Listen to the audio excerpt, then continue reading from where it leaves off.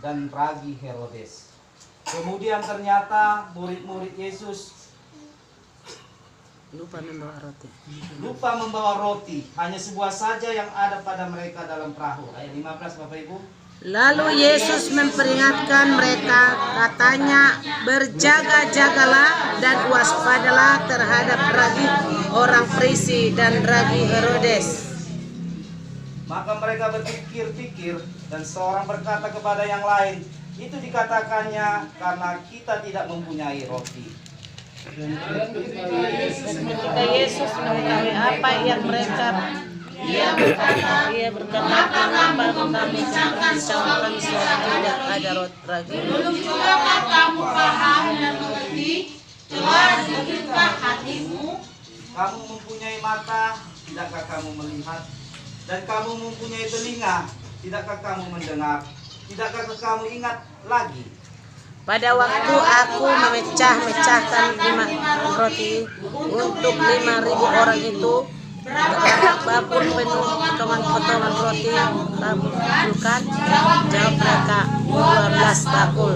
Dan pada waktu 7 roti untuk 4.000 orang itu, berapa bakul penuh potongan-potongan roti kamu kumpulkan? Jawab mereka, 7 bakul. 21. Lalu katanya kepada mereka, masihkah kamu belum mengerti? Amin.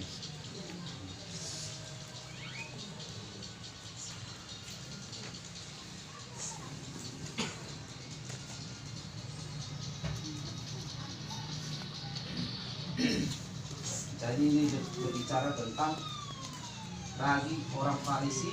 Pelan-pelan.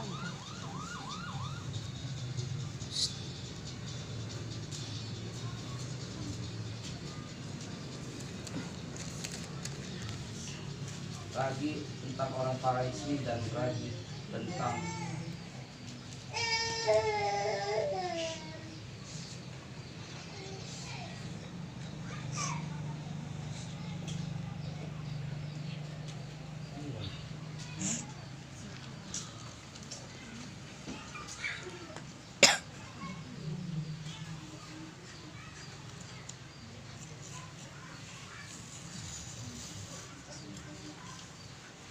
ragi tentang orang Farisi dan ragi Herodes. Ini nama. Kalau ragi orang Farisi itu tentang ahli keagamaan, ahli keibadatan.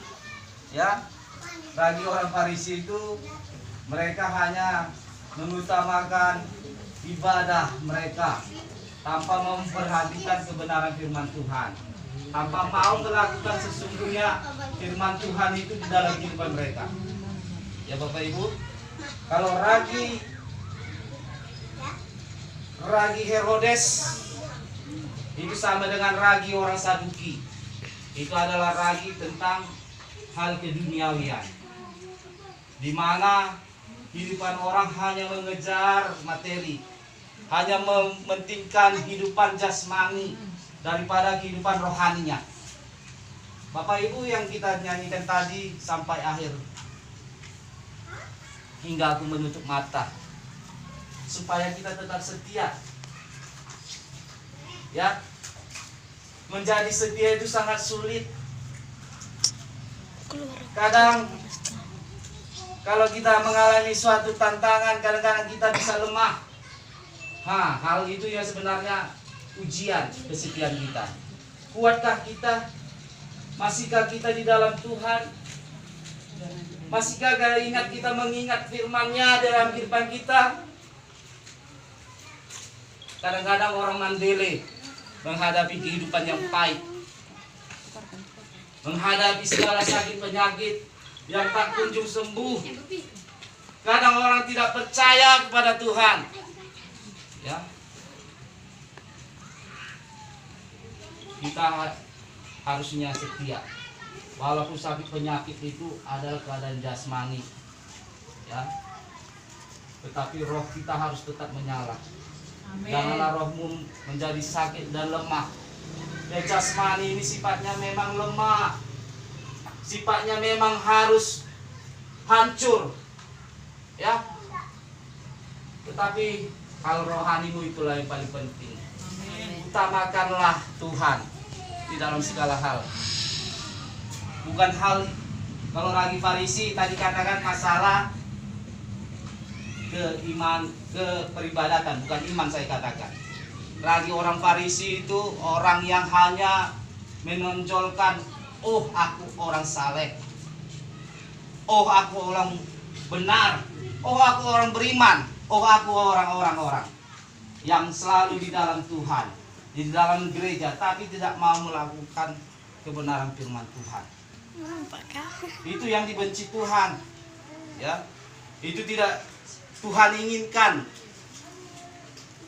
Itu berarti kepalsuan mengikuti Tuhan. Ya, saya rasa itu memang hal kepalsuan mengikuti Tuhan. Kelihatannya rohani, kelihatannya kita memuji Tuhan, tetapi hati kita tidak dibaharui, diubahkan.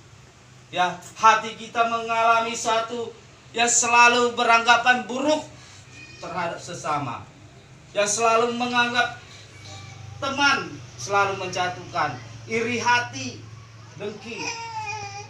Ya, hati itu harus selalu bersih di hadapan Tuhan. Ya, kalau hati kita selalu bersih, pasti sehat rohani kita. Ya, sehat rohani kita. Saya tidak mau menyimpan sesuatu hal yang tidak baik di dalam hati. Biasakan jangan menyimpan sesuatu yang tidak baik di dalam hati. Hati kita itu kalau biasa tidak menyimpan sesuatu akan terang, ya, akan plong.